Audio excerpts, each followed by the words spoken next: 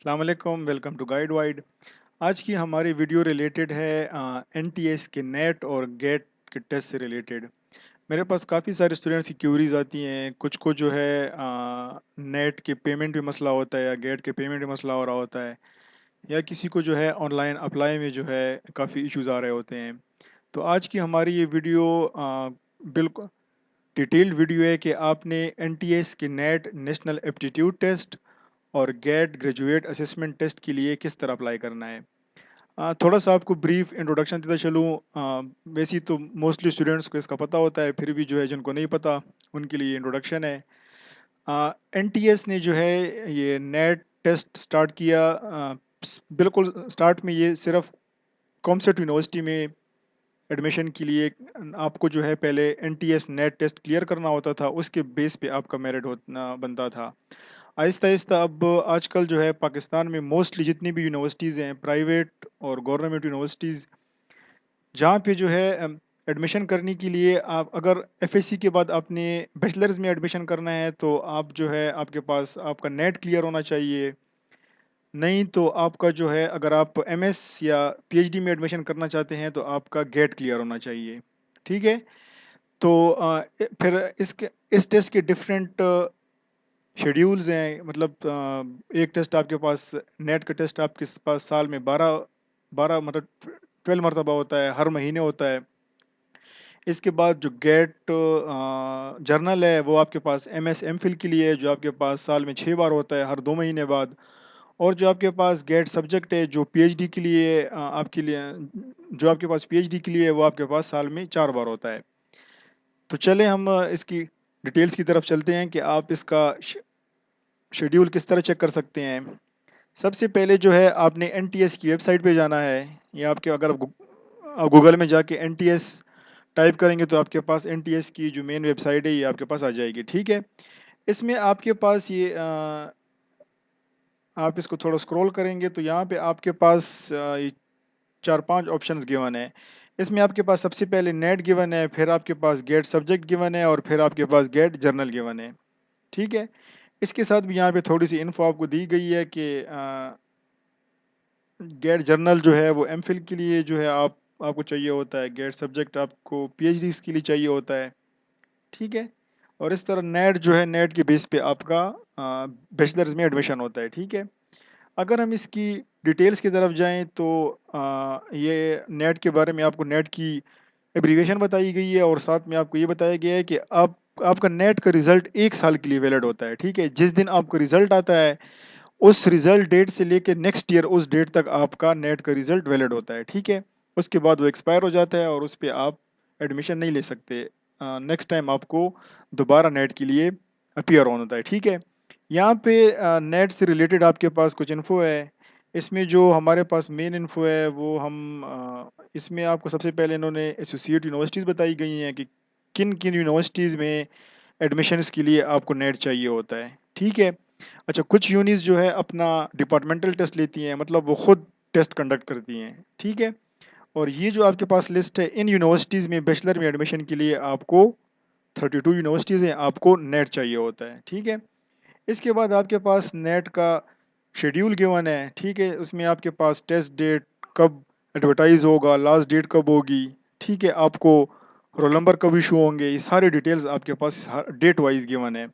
और यहाँ पे आपके पास 12 तक इसकी सीरियल नंबर है, मतलब ये साल में आपके पास 12 बार होता है। ठीक है। इसके बाद जो है आप डिस्ट्रिक्ट दी गई है, किस किस डिस्ट्रिक्ट में इसका जो है टेस्ट होता है। ये आपके पास प्रोविंस है और प्रोविंस के हिसाब से आपको डिस्ट्रिक्ट बताई गई हैं कि इन इन डिस्ट्रिक्ट्स में इसका टेस्ट होता है। ठीक है। इसके बाद आपको आपने किस तरह रजिस्टर करना है उसकी इंस्ट्रक्शंस दी गई हैं। फिर टेस्ट के दौरान जो जिन चीज़ों का आपने ख्याल रखना है आपको वो बताया गया है। टेस्ट पैटर्न आपको यहाँ पे दिया गया है कि मतलब टेस्ट में आपके पास किस सब्जेक्ट का कितना जो है वेटेज होता है। ठीक है। अच्छा, नेट में फिर आपके पास डिफरेंट टेस्ट हैं। कुछ कंप्यूटर साइंस में एडमिशन के लिए हैं, कुछ प्री मेडिकल में एडमिशन के लिए हैं, कुछ मतलब हर एक नेट टेस्ट उसकी फील्ड से रिलेटेड है। ठीक है। तो यहाँ से आप पेपर पैटर्न भी चेक कर सकते हैं कि आपके टेस्ट में कितने एमसीक्यूज कौन से सब्जेक्ट से आएंगे। ठीक है। इसके बाद जो है हम चलते हैं गेट की तरफ। जो आपके पास गेट जर्नल है, जो बेसिकली आपके पास एमएस या एमफिल में एडमिशन के लिए आपको चाहिए होता है, तो उसमें जो ये आपके पास 2 इयर्स के लिए वैलिड होता है। ठीक है, जिस दिन आपका रिजल्ट आएगा नेट के गेट के टेस्ट का, उससे 2 इयर्स नेक्स्ट डेट तक ये आपका रिजल्ट वैलिड होगा। ठीक है, इसमें आपको गेट जर्नल का शेड्यूल भी दिया गया है। ठीक है, तो यहाँ पे ये 6 सीरियल नंबर तक है, मतलब साल में ये 6 बार होता है आपके पास। बाकी सारी डिटेल आपके पास गिवन है, कब एडवर्टाइज होगा। आजकल टेस्ट की डेट में थोड़ा सा डिफरेंस आ जाता है, क्योंकि कोविड की वजह से अक्सर गवर्नमेंट पब्लिक गैदरिंग पे बैन लगा देता है।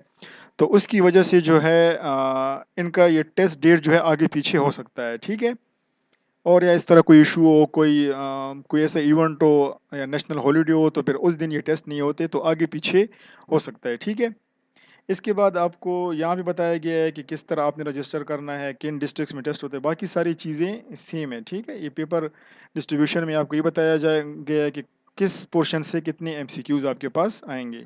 ठीक है, इसके बाद इसी तरह आपके पास गेट सब्जेक्ट है, जो आपके पास पीएचडी के लिए वैलिड है। ये भी आपके पास 2 साल के लिए वैलिड होता है।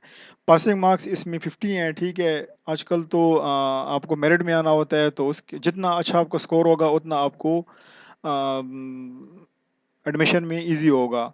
मगर मोस्टली जो है 50 मार्क्स अगर आपके हैं तो आपका क्लियर होता है। ठीक है, पहले 40 होता था, आजकल जो है 50 या 50 मार्क्स पे आपका ये टेस्ट क्लियर होता है। ठीक है, 50 प्लस मार्क्स आपने लेने होते हैं इसमें।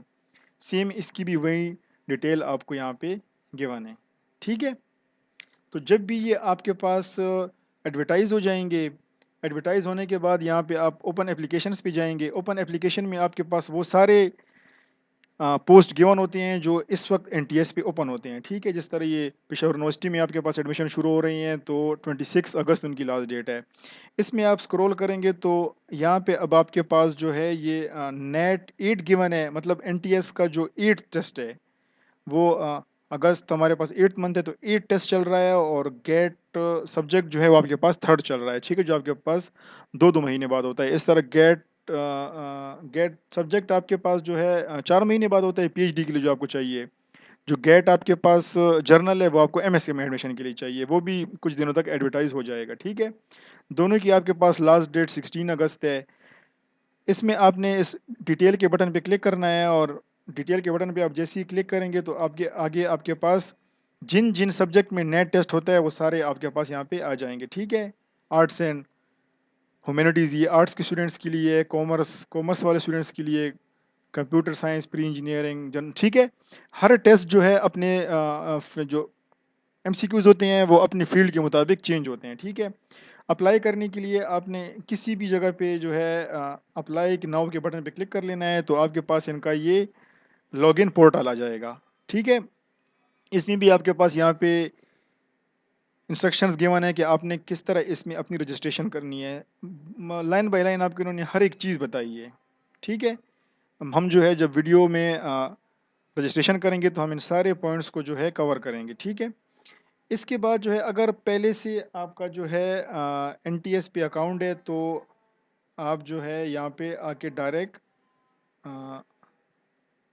लॉगिन कर लें। ठीक है, लॉगिन करने के लिए आपको अपना सीएनएसी चाहिए, अपना पासवर्ड चाहिए। अगर आप फर्स्ट टाइम इस वेबसाइट पे आए हैं तो आपके पास यहाँ पे are you new user register now का बटन है। इस रजिस्टर नाउ के बटन पे आप क्लिक करेंगे तो आपके पास इस तरह का एक फॉर्म ओपन हो जाएगा। ठीक है, यहाँ पे आपसे कुछ बेसिक इन्फॉर्मेशन मांगी गई है। तो चलें हम इसको फिल करना शुरू करते हैं, और साथ साथ जो भी इश्यूज़ आएंगे हम उनको सॉल्व करते हैं। ठीक है, सबसे पहले इसमें आपसे आपका नेम मांगा गया है। नेम के साथ आपको यहाँ पे लिखा गया है कि मैट्रिक की सर्टिफिकेट के ऊपर जो आपका नेम है, या आपकी सीएनआईसी के ऊपर जो आपका नेम है, आपने वही स्पेलिंग लिखनी है। ठीक है, स्पेलिंग में अगर चेंज होगा मतलब स्पेलिंग में अगर आपके मैट्रिक के डॉक्यूमेंट्स और एनटीएस के रिजल्ट के ऊपर जो स्पेलिंग होगा उसमें डिफरेंस होगा तो आपको एडमिशन में मसला होगा। ठीक है, तो स्पेलिंग्स का आपने बड़ा ध्यान रखना है यहाँ पे। सबसे पहले आप यहाँ पे अपना नेम दें। ठीक है, पूरा नेम आपने लिखना है। नेम के बाद आप जो है यहाँ पे अपना सीएनआईसी दे दें। सीएनआईसी वो सीएनआईसी जो आपके पास ओपन हो, मतलब जिसकी आपके पास लॉगिन डिटेल्स हों आपके पास अपनी ईमेल के।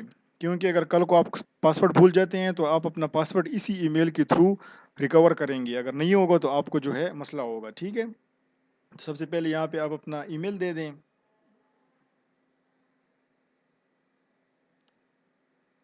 ठीक है। ईमेल देने के बाद आपसे यहाँ पे मोबाइल नंबर मांग रहे हैं। मोबाइल नंबर आपने यहाँ पे वो देना है जो आपके पास चल रहा हो, ठीक है। अगर आपका मोबाइल नंबर जो है कोशिश करें कि दूसरे सिम पे कन्वर्टेड भी ना हो। एनटीएस आपको जब आपका टेस्ट होगा तो आपको मैसेज आएगा कि मतलब ये आपका रोल नंबर है और इस डेट को आपका टेस्ट है, तो वो सब आपको मैसेज के थ्रू ही इन्फॉर्म करेंगे। तो यहाँ पे अपना आपने अपना वो नंबर देना है जो आपके पास चल रहा हो, ठीक है। मैं यहाँ पे अपना नंबर देता हूँ, तो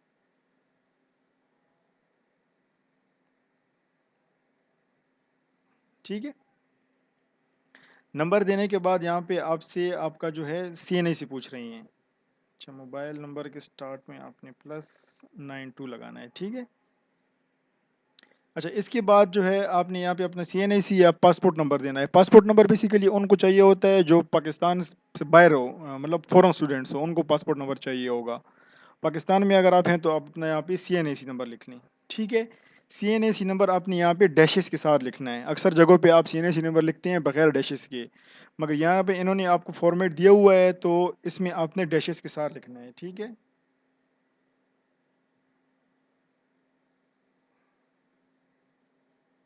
ठीक है, इसमें हम डैश लगा लेते हैं, ठीक है। इसके बाद जो है आपको कह रहे हैं कि आप अपना सीएनआईसी यहाँ पे दोबारा से लिखें।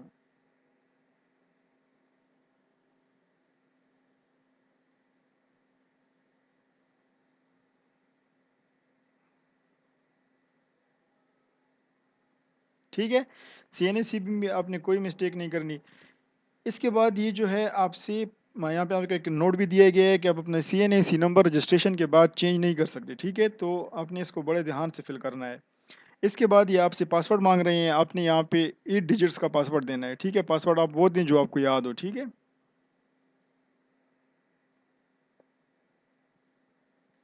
नीचे आप अपना पासवर्ड रीटाइप करें, ठीक है।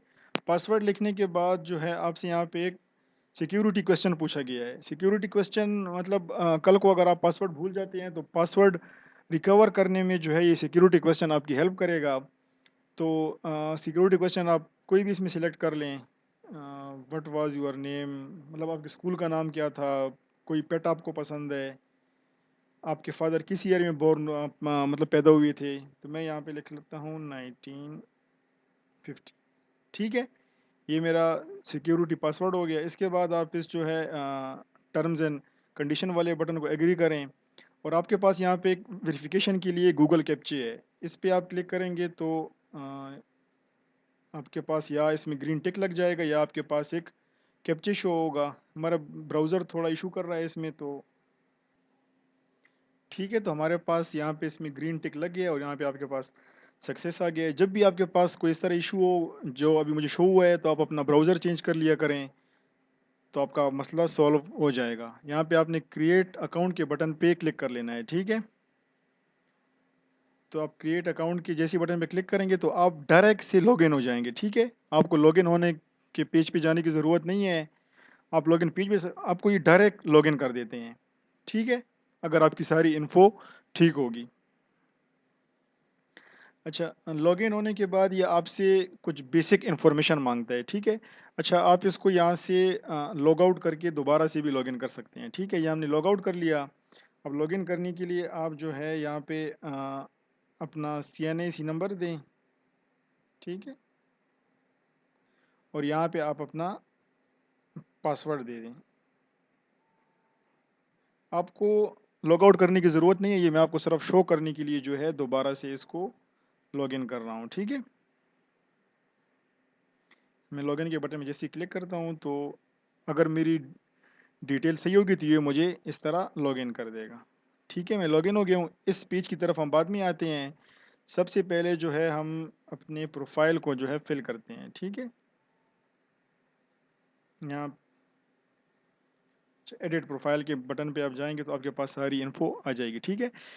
यहाँ पे अब आपने अपना पोस्टल एड्रेस देना है, ठीक है। पोस्टल एड्रेस वो जिस पे आपको चीज़ें रिसीव होती हों। अक्सर परमानेंट एड्रेस हर एक वीडियो में बताता हूँ कि परमानेंट एड्रेस वो होता है जो आपकी सीएनआईसी की बैक साइड पे लिखा होता है। पोस्टल एड्रेस जो है आपका वो एड्रेस है जिस पे आपको आपके घर चीज़ें रिसीव होती हों, ठीक है। तो आपने यहाँ पे वो एड्रेस लिखना है जिस पे आपको पोस्ट रिसीव होते हो, क्योंकि एनटीएस वाले आपको जो है आपका रिजल्ट, जब आपका रिजल्ट आ जाते हैं तो आपको रिजल्ट कार्ड बाय पोस्ट भेजते हैं। तो उसके लिए आपका पोस्टल एड्रेस ठीक होना चाहिए। ठीक है, यहाँ पे आप अपना पूरा पोस्टल एड्रेस लिखना है। मैं जस्ट यहाँ पे पेशावर लिख रहा हूँ। ठीक है, अगर आपने यहाँ पे अपना फुल पोस्टल एड्रेस लिखना है, मैं जस्ट आपको एक डेमो दे रहा हूँ कि आपने किस तरह ये फॉर्म फिल करना है, तो मैं यहाँ पे पूरी इन्फो नहीं दे रहा। ठीक है, इसके बाद आप यहाँ पे अपनी सिटी लिख लें। सिटी भी मैं पेशावर लिख रहा हूँ। इसके बाद जो है आप अपना डिस्ट्रिक्ट सेलेक्ट करें। मैं डिस्ट्रिक्ट पेशावर सेलेक्ट कर रहा हूँ, आप अपने मुताबिक जो है अपना डिस्ट्रिक्ट सेलेक्ट करें। ठीक है, पेशावर ये रहा।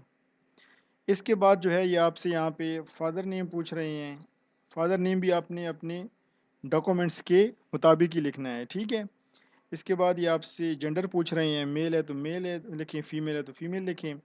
इसके बाद ये आपसे डेट ऑफ बर्थ पूछ रहे हैं। ठीक है, इसमें आप अपना डेट ऑफ बर्थ अपने सीएनआईसी या अपने मैट्रिक के सर्टिफिकेट के मुताबिक दें। ठीक है, इसके बाद यहाँ पे आपके पास ऑफिस नंबर मांग रही हैं। जिस फील्ड में आपके पास ऑप्शनल लिखा हो वो फिल करना लाजमी नहीं है। ठीक है, अगर आपके घर में जो है पीटीसीएल का नंबर है वो यहाँ पे लिखें, नहीं है तो इसको आप एज इट इज़ रहने दें। इसके बाद आप रिलीजन सेलेक्ट करें। अगर आप गवर्नमेंट एम्प्लॉई हैं तो यहाँ पे सिलेक्ट कर लें कि आप हैं, नहीं है तो आप इसको भी नो कर दें। ठीक है, इसके बाद आपसे डोमिसाइल का प्रोविंस पूछ रही हैं। पेशावर खैबर पख्तूनख्वा में आता है, आप अपने मुताबिक इसको सिलेक्ट करें। इसके बाद पूछ रहे हैं कि आप डिसेबल तो नहीं हैं, अगर आप हैं तो इसको यस कर दें, नहीं है तो आप इसको जो है नो कर दें। ठीक है, एनटीएस में एक रूल ये है कि जो बंदे डिसेबल हों उनको फ़ी नहीं पे करनी पड़ती किसी भी टेस्ट के लिए। तो अगर आप डिसेबल हैं तो आप इसे मेंशन करें, तो आप किसी भी टेस्ट की जो है फ़ी पे नहीं करेंगे, आप फ्री टेस्ट देंगे। ठीक है, ये एक बेनिफिट है डिसेबल पर्सनस के लिए। इसके बाद जो है आप अपना डोमिसाइल का डिस्ट्रिक्ट सेलेक्ट कर लें। ठीक है, आप सेव एंड नेक्स्ट के बटन पे क्लिक करेंगे, कोई इशू नहीं होगा तो ये आपको नेक्स्ट स्टेप पे ले आएगा। ठीक है, यहाँ पे आपने जो है अपना एजुकेशन ऐड करनी है। ठीक है, यहाँ पे आपको एजुकेशनल डिटेल ऐड करने के लिए इन्होंने कुछ जो है इंस्ट्रक्शंस दी गई हैं, तो इसको जो है आप अच्छी तरह रीड कर लें। फर्स्ट जो आपके पास इंस्ट्रक्शन है उसमें आपको लिखा गया है कि एकेडमिक इंफॉर्मेशन जब आप ऐड करेंगे तो सबसे पहले आप वो डिग्री ऐड करेंगे जो मोस्ट रिसेंट हो। मतलब इसमें आप रिवर्स ऐड करेंगे। अगर आपने एमफिल की है सबसे पहले आप बैचलर्स ऐड करेंगे, बैचलर के बाद आप एफएससी और एंड में आप मैट्रिक ऐड करेंगे। ठीक है, आप रिवर्स आएंगे। और नीचे आपको कहा गया है कि अगर आपकी इन्फॉर्मेशन ठीक नहीं होगी तो आपको जो है एनटीएस रोल नंबर इशू नहीं करेगा। ठीक है, चले तो हम यहाँ पे ऐड करते हैं अपनी एजुकेशन। मेरी जो मोस्ट रिसेंट डिग्री है वो बैचलर्स 16 ईयर है। ठीक है, किस डेट से आपकी डिग्री शुरू हुई थी, तो मेरी डिग्री जो है वो 2014 से शुरू हुई थी, यकम जनवरी 2014। अगर आपको एग्जैक्ट डेट नहीं याद तो आप आस पास कोई मंथ लिख लें, मंथ या और ईयर लिख लें। ठीक है, एग्जैक्ट लिखने की भी ऐसा ज़रूरत नहीं है आपको। डिग्री नेम जो है मैंने बीएस कंप्यूटर साइंस किया है, तो आप अपने मुताबिक इसको सिलेक्ट करें। अगर आपकी डिग्री कंप्लीट हो गई है तो आप यहाँ पे अपना रिज़ल्ट डेट लिखें। ठीक है, एंड डेट में। अगर आपकी डिग्री अभी कंटिन्यू है तो आप इन प्रोग्रेस पे क्लिक कर लें। ठीक है, कि अभी मेरी डिग्री एंड नहीं हुई। मेरी डिग्री एंड हो चुकी है तो मैं यहाँ पे जो है अपना रिज़ल्ट डेट लिख लेता हूँ, 2018 जनवरी, ठीक, 25। ये डेट आपकी मैट्रिक और एफएससी की डीएमसी पे भी लिखी होती है रिज़ल्ट डेट, और आपकी डिग्री पे भी मेंशन होती है। ठीक है, इसके बाद जो है मेजर सब्जेक्ट्स मेरा कंप्यूटर साइंस था, आप अपने मुताबिक इसको लिखें। इंस्टीट्यूट आप यहाँ पे लिख लें, यूईटी पेशावर। ठीक है, कितने मार्क्स आपने ऑब्टेन किए हैं, तो मेरा जीपीए सिस्टम था, मैं यहाँ पे जीपीए लिख रहा हूँ। आपके अगर मार्क्स हैं तो आप यहाँ पे मार्क्स लिखें। ठीक है, टोटल मेरे पास जीपीए 4 थी तो मैंने 4 लिख ली है। ठीक है, इसके बाद आप इस ऐड के बटन पे क्लिक करेंगे तो आपकी एजुकेशन यहाँ पे ऐड हो जाएगी। ठीक है, परसेंटेज ये खुद ब खुद आप फाइंड कर देता है। कोई आपसे गलती हुई हो तो आप इसको यहाँ से डिलीट कर सकते हैं, आप इसको एडिट भी कर सकते हैं। ठीक है, इसके बाद हम आते हैं सेकंड सेकेंडरी स्कूल एफएससी की तरफ स्टार्ट जो है हुई थी 2009, ठीक है, सितंबर 1। और डिग्री नेम जो है मेरे पास प्री इंजीनियरिंग है, ठीक है। इसके बाद एंड डेट जो है आपको जो है उसे मिल जाएगी अपनी डीएमसी से 2011 जुलाई 15 या 14 में लिख रहा हूँ, ठीक है। मेजर सब्जेक्ट मेरा जो है मैथ, फिज़िक्स, केमिस्ट्री, ठीक है। अगर आप बायो के स्टूडेंट हैं तो आप यहाँ पे बायो, केमिस्ट्री और फिज़िक्स लिखेंगे।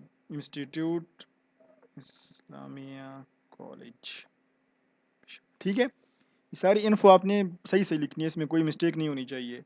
मार्क्स ऑब्टेन 805, टोटल 1100, ठीक है। अच्छा, मैं आपको बिल्कुल ये एक एक स्टेप डिटेल्स इसलिए बता रहा हूँ कि आपको कोई इशू ना हो। अक्सर स्टूडेंट ये कंप्लेंट करते हैं कि आपकी वीडियोस बहुत लंबी लंबी होती हैं। तो लंबी वीडियो में बनाने का मकसद मकसद ये है कि कोई पॉइंट इसमें मिस ना हो। आपको अगर किसी पोर्शन का पता है तो आप उसको स्किप करके आगे भी जा सकते हैं जिस जो पोर्शन आपसे रिलेटेड हो, ठीक है। ऐड एजुकेशन पे आप क्लिक करेंगे तो ये आपके पास यहाँ पे ऐड आ जाएगी, ठीक है। सेकेंड, अब हम इसमें अपनी मैट्रिक की एजुकेशन ऐड करते हैं, ठीक है। इसमें आप स्टार्ट डेट लिख लें। स्टार्ट डेट में 2007 लिख लेता हूँ, अप्रैल 1, ठीक है। डिग्री नेम जो है मेरे पास मैट्रिक साइंस में होता है, कुछ लोगों का आर्ट्स में होता है तो वो आर्ट्स सिलेक्ट करें। मेजर सब्जेक्ट मेरे पास यहाँ पे आप साइंस ही लिख लें, ठीक है। इंस्टीट्यूट लिखें इकरा पब्लिक स्कूल, ठीक है। और यहाँ पे आप एंड डेट लिख लें। एंड डेट मैं आपको पहले बता चुका हूँ कि आपका आपकी डीएमसी पे मेंशन होगा, ठीक है, कब आपका रिज़ल्ट अनाउंस हुआ है। मार्क्स ऑब्टेन यहाँ पे लिख लें और टोटल मार्क्स लिख लें, ठीक है। टोटल मार्क्स भी आप अपने डीएमसी के मुताबिक यहाँ पे लिखें। आप ऐड एजुकेशन पे क्लिक करेंगे तो आपके मार्क्स यहाँ पे ऐड हो जाएंगे, ठीक है। क्वालिफिकेशन ऐड करने के बाद आप नेक्स्ट के बटन पे क्लिक करना है तो ये आपको नेक्स्ट स्टेप पे ले जाएगा। अच्छा, अगर आप एमफिल या पीएचडी कर रहे हैं तो अगर आप जॉब कर रहे हैं तो आप वो इन्फॉर्मेशन यहाँ पे लिखें। जॉब नहीं कर रहे तो इस पोर्शन को आप स्किप करके नेक्स्ट कर दें, ठीक है। इसके बाद ये आपसे इंटरेस्ट पूछ रहा है कि किस फील्ड में आपका इंटरेस्ट है। तो मेरा इंटरेस्ट जो है कंप्यूटर साइंस में है तो मैं कंप्यूटर एंड इलेक्ट्रॉनिक्स सेलेक्ट कर रहा हूँ, ठीक है। जो एफएससी के स्टूडेंट्स हैं वो अपने मुताबिक इसको फिल करें। मैं एमफिल के लिए अप्लाई करना चाहता हूँ तो मैं एमफिल के मुताबिक इसको जो है फिल करूँगा, ठीक है। हर एक बंदा अपने मुताबिक इसको फिल करे। इंटरेस्ट आप मल्टीपल भी इसमें सेलेक्ट कर सकते हैं, ठीक है, जितने आप चाहें सिलेक्ट कर लें। इनका जो है कोई जो है रिलेशन नहीं है आपके टेस्ट के साथ। सेव एंड नेक्स्ट पे जाएंगे तो ये आपसे स्किल्स पूछ रहा है कि आपकी स्किल्स क्या क्या हैं, ठीक है। आपकी स्किल्स जो है कंप्यूटर है मेरा, सोशल नेटवर्किंग है, ठीक है। मैं स्किल सेलेक्ट कर लेता हूँ। ये जर्नली आपसे पूछते हैं, ठीक है। इसका कोई भी मैं बता चुका हूँ रिलेशन नहीं है आपके अप्लाई के साथ। इस सेव के बटन पे आप क्लिक करेंगे तो जो है आपका जो है सारी इन्फो जो है फिल हो गई है, ठीक है। अब ये यहाँ पे आपसे जो है पिक्चर मांग रही हैं, ठीक है। तो पिक्चर सिलेक्ट करने के लिए आपने यहाँ से चूज़ फाइल्स पे जाना है। चूज़ फाइल में आपने यहाँ पे अपनी इमेज सिलेक्ट करनी है, ठीक है। मैं यहाँ पे एक डमी इमेज सिलेक्ट कर रहा हूँ, ठीक है। पिक्चर आपकी बिल्कुल क्लियर होनी चाहिए, सेल्फी मत अपलोड किया करें। अक्सर स्टूडेंट्स को मैंने देखा है वो सेल्फी अपलोड कर लेते हैं, बहुत बुरा इंप्रेशन पड़ता है इससे। अपनी आदत बनाएं कि अपनी प्रॉपर पासपोर्ट साइज़ पिक्चर आपके पास होनी चाहिए, ठीक है, जिसमें आपका क्लियर फेस विजिबल हो। और अपलोड के बटन पे जैसे ही आप क्लिक करेंगे कोई इशू नहीं होगा तो आपकी इमेज जो है यहाँ पे अपलोड हो जाएगी, ठीक है। बाकी जो मेरी इन्फो है वो सारी यहाँ पे शो हो रही है, आपका CNAC number, date of birth, ठीक है, सब कुछ यहाँ पे गिवन है। इसके बाद जो है आप जो है अब इस पोर्शन की तरफ आएँ कि किस टेस्ट के लिए आप अप्लाई करना चाहते हैं, ठीक है। यहाँ पे जितने इनके इस वक्त मतलब एक्टिव टेस्ट हैं वो आपको सारे शो होना शुरू हो जाएंगे, ठीक है। ये आपके पास इन सब की तो डेट इसकी आपके पास डेट 16 अगस्त लास्ट डेट है। इसकी भी आपके पास 16 अगस्त लास्ट डेट है। इसकी भी आपके पास 16 अगस्त है। इसकी लास्ट डेट गुजर चुकी है। इसकी भी जो है आपके पास लास्ट डेट गुजर चुकी है। ठीक है, इसकी आपके पास 20, जिसके लिए आप अप्लाई करना चाहते हैं आप उसी को सिलेक्ट करें। ठीक है, तो मैं यहाँ पे जो है यूनिवर्सिटी ऑफ पेशावर का भी मैंने आपको एडवर्टाइजमेंट दिखाया था, वहाँ पे भी वहाँ से भी आप अप्लाई पे जाएंगे तो आपको इसी पोर्शन पे लेके आएगा। ठीक है, तो मैं अप्लाई करना चाहता हूँ नेट 8 के लिए। तो मैं जैसे ही इस अप्लाई नाउ के बटन पे क्लिक करूँगा मेरे पास यहाँ पे एक नया फॉर्म ओपन हो जाएगा। इसमें मुझे पूछ रहे हैं कि आप किस मतलब आप नेट में किस सब्जेक्ट का टेस्ट देना चाहते हैं। मैं कंप्यूटर साइंस का टेस्ट देना चाहता हूँ। ठीक है, आप अपने मुताबिक इसको सिलेक्ट करें, कोई एक्सपीरियंस नहीं चाहिए। सही है, इसके बाद जो है ये पूछ रही हैं कि आप जो है प्राइमरी टेस्ट सेंटर कौन सा रखना चाहते हैं, जो आपका करीब तरीन सेंटर हो आप वो रखें।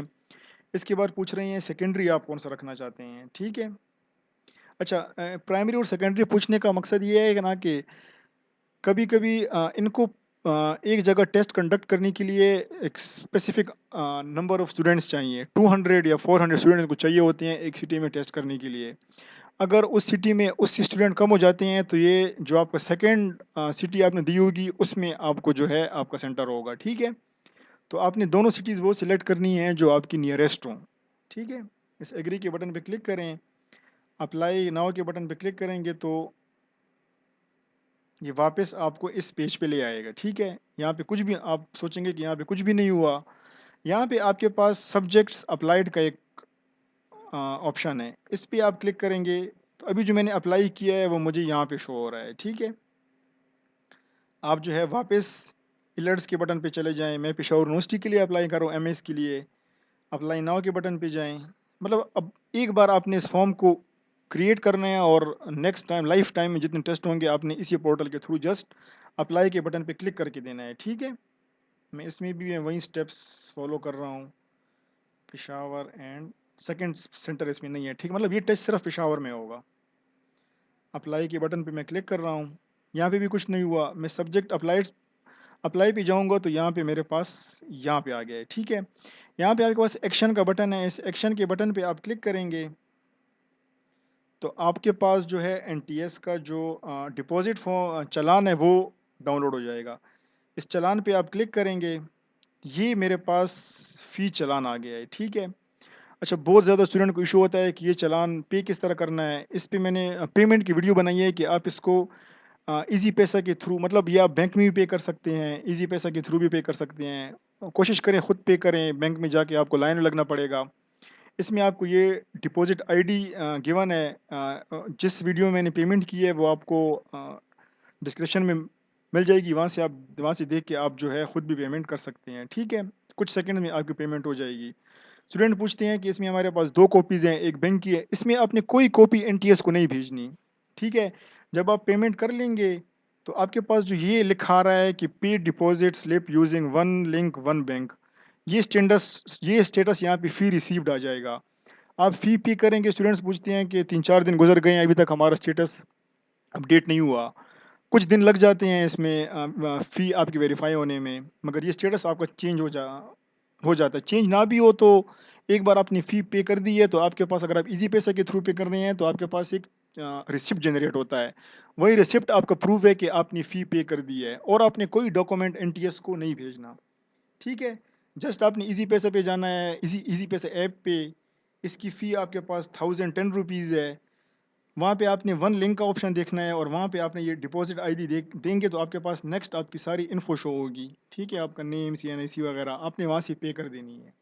ठीक है, तो ये बस यही इसका प्रोसीजर है। नेक्स्ट आपको फिर मैसेज आएगा एनटीएस की तरफ से, आपने जो है वेबसाइट पे जाना है, एनटीएस की वेबसाइट पे। ठीक है, मैं यहाँ पे एनटीएस की वेबसाइट पे चला जाता हूँ। जब एनटीएस जब आपका रोल नंबर आएगा तो आपको मैसेज भी आ जाएगा। आपने लिस्ट ऑफ स्टूडेंट्स पे जाना है। लिस्ट ऑफ स्टूडेंट्स में यहाँ पे जो है इन इन कि अब रोल नंबर आ गए हैं तो यहाँ पे आपको शो होगा। आपने डिटेल्स पे क्लिक करना है और यहाँ पे अपना CNAC नंबर देना है, जो आपसे डिटेल मांगे वो लिखना है और आपको आपका रोल नंबर मिल जाएगा। ठीक है, तो ये बहुत डिटेल वीडियो है। अब इंशाल्लाह आपको कोई पॉइंट इसमें नहीं रहेगा, फिर भी आपको कोई भी इशू हो तो आप मुझसे कमेंट में पूछ सकते हैं। चैनल के अबाउट पे मेरा फ़ोन नंबर गिवन है, आप मुझे व्हाट्सएप कर सकते हैं। तो अब तक के लिए इतना ही। अल्लाह हाफिज़।